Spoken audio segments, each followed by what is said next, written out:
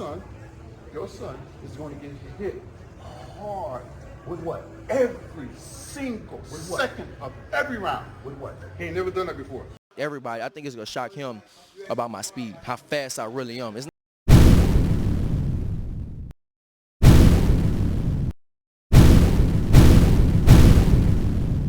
definitely he's definitely better than I thought he was, for sure. You know.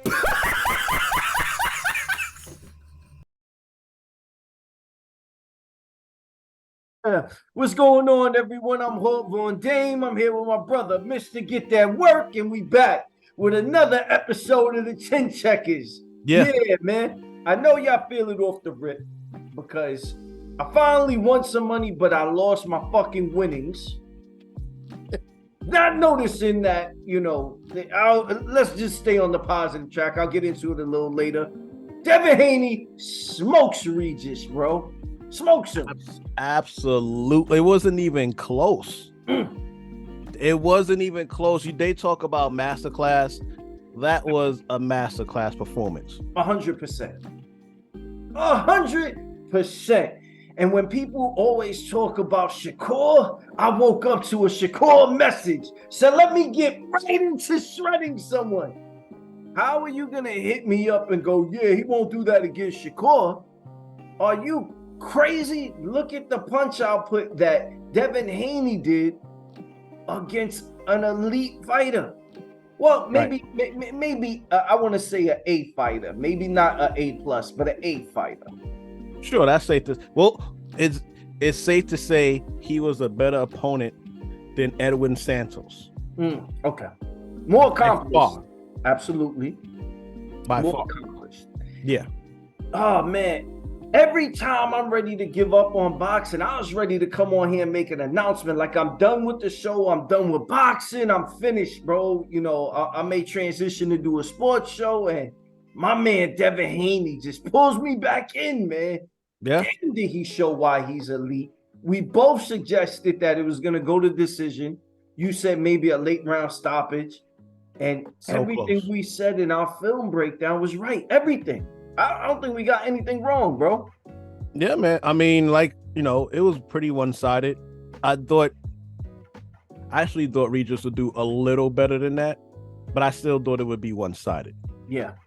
I didn't expect it to be a complete shutout, but, as I watch Devin Haney more and more, I noticed that he makes sure he's not in any uncomfortable position, like in the ring. He gets out of there real quick, and he does it in a way where it doesn't look like it doesn't look like he's scared. It's just kind of like, he may get in close and throw you to the ropes and then slip away. He does it with, some swag to it. It's not like, he's just running around the ring. He does it with swag. So shout out to him, man. And honestly, I don't know what's next, but I really don't think Tank wants that smoke, bro. Been saying that for forever, man. I wanted him to be at 35. That's our weight class, 135. Why would I fight him at 140? He's bigger than me. You fought once at 140. Were you not comfortable at that weight class? I fight at 135. That's my weight class. I've been saying that. Yo, I don't think Shakur wants that smoke. No, I think Shakur would, but Tank. And the way Tank people's move, like the way they move, definitely. I don't think they want that smoke, because we heard Tank over and over say, why would I fight him at 140? I'm at 135. You a fat boy, man. You a fat boy. You over here in this club, man. You could go to 140, and he fought at 140 before. But absolutely. I don't think he wants to fight at 140 depending on the opponent. Man, let's be honest. There's been talk saying that he wobbled him in sparring. Everyone's criticism on Devin Haney's always his chin. For a while, I've been saying this. If I rocked you in sparring, I'm jumping out the window to fight you. Are you crazy? If I know I could knock your ass out, I know what I felt in sparring. It ain't shit a promoter's telling me I'm getting that's food for me. I'm getting in the ring with you. Yeah. But sure. We never see that happen. My thing is this, man. Right now, Devin Haney has increasingly gotten better from the moment I started watching him, and I appreciate him so much because when I started watching him, I was like, he doesn't do it for me. Once I realized that he just doesn't have power, and that shifted this fight. That discussion isn't really there no more. He does have power. He may not be a knockout fighter, but man, he put on such a class that I do think guys like Tank will respect his power. I do think guys like Ryan Garcia will respect his power. And I think he's gotten so much better that I don't want to see him in there with with Ryan Garcia. It's only the A fighter. It's him and Teofimo, the takeover. That is this modern day version of the super fights, the Mayweather, the Pacquiao, you know, the De La Hoya, the Trinidad, or Mosley. Right. I think that's it, man. I think that's it. Well, you know, if that's not the next fight, my suggestion is that they can build a fight because there's two other champions. You got Matisse, I believe his name is, and you also got Rolly up there. Each one, Devin Haney or Lopez, they can fight one or the other, and then they can fight each other after that fight, granted that they win. It would be an easy way to build up that fight, and I think it just makes sense. I think it just makes sense. I don't want to build up anymore, man. These two have been on a collision course for a while, man. I thought they were gonna do it at 135. Yeah. Let's not risk trying to build it more than it already is. That happened, even though the numbers suggest otherwise, with Manny Pacquiao and Mayweather. That fight took place maybe 2 years prior than what it should have. The thing is that boxing clamors for these mega fights. So even though a lot of the mystique is missing, people still want it. Forget that. The mystique is here. We don't need any more of a build-up. You know how disappointed I would be if one of them got in there with Matthias and Matthias was able to beat him? Not Rolly. We know whoever Rolly gets in the ring with, they're smoking Rolly. But how disappointed would you be if one of them lost to Matthias? I mean, it's the fight game.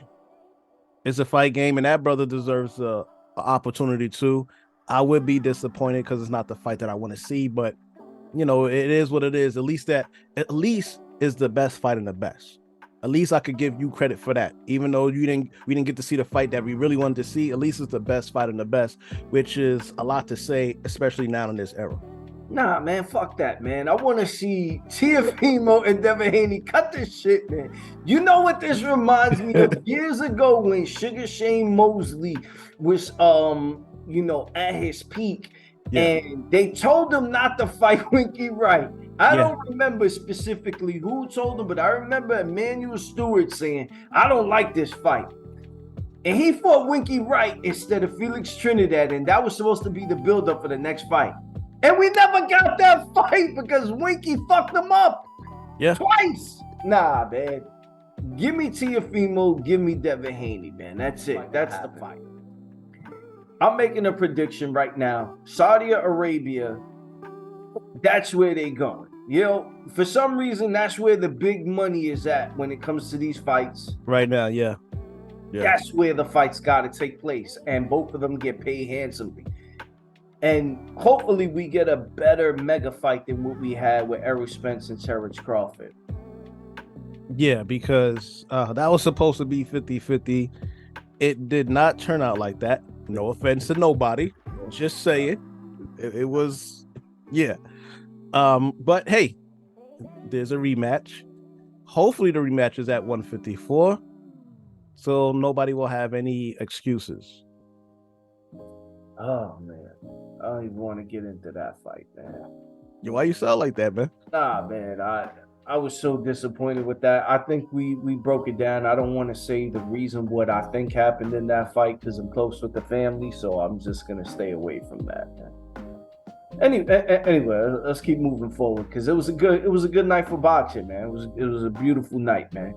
Right. Who do you want to see, Devin? You already said you want to see him in there with Tio. Who would you favor in that fight? I gotta favor Haney. I feel like I just gotta favor Haney. Like I said, T.O., he's quick too. And I think his quickness would allow him to be better than what Regis was, way better. He has quicker feet and quicker hands. But Haney will just figure it out and make you uncomfortable where you don't throw the punches maybe that you want to throw, or you don't come in the same type of way that you want to come in. I think Haney will outbox him.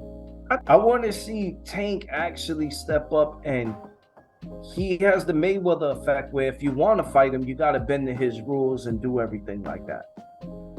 I kind of want to see him get out of that mode and just give the fans what they want to see, whether it be Shakur at 135, whether it be Devin Haney at 140, not put all these restrictions. It was the only reason that fight really happened between him and Ryan Garcia was Ryan Garcia was willing to jump through all the hoops, and that's fine.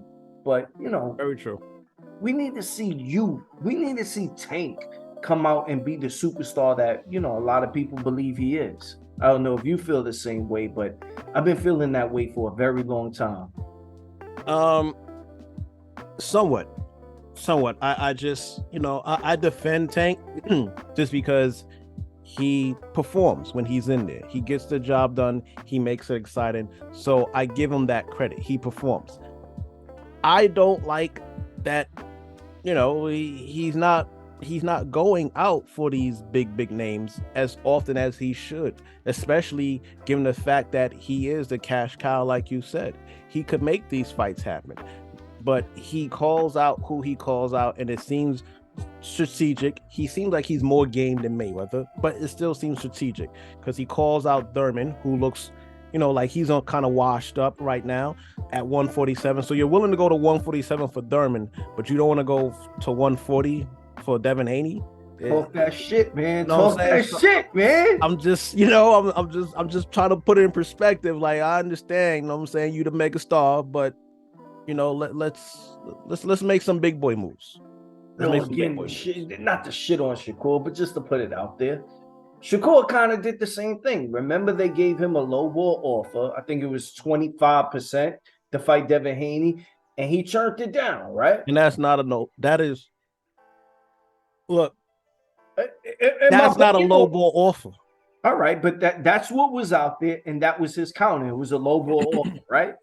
And like you said, to put it in perspective, he got that offer and then went out there and fought Dos Santos and landed 4 punches around. Really, Devin Haney should have offered him 2%, not 25%. You going out there putting that bullshit on, no one's going to pay for a pay-per-view knowing that you threw fucking 4 punches around. It's not a low ball offer if you're going to go out there and perform that way. But I just wanted to throw that out there because Tank in the situation, Shakur in the situation. And let me add to that, Shakur. Let me add to that shit. Go ahead. Devin Haney fought Regis, like we said. Regis landed about a very low, like 37 punches. Something like that. Yes, for the fight. Hold on, I got the fucking record up here. They said that was... Jesus, I had the record up here. I don't know what happened. That was the amount that he landed. And I think Santos landed around the same amount, maybe one off, maybe 36, 35, something like that. But Shakur, who is an elite fighter, landed only 65. While a lot of people think Shakur is better than Haney for whatever reason, that's your preference. Devin Haney landed 120 something punches with a knockdown against a better quality fighter at a higher weight class. Stop putting Haney and Shakur in the same boat because they're not the same.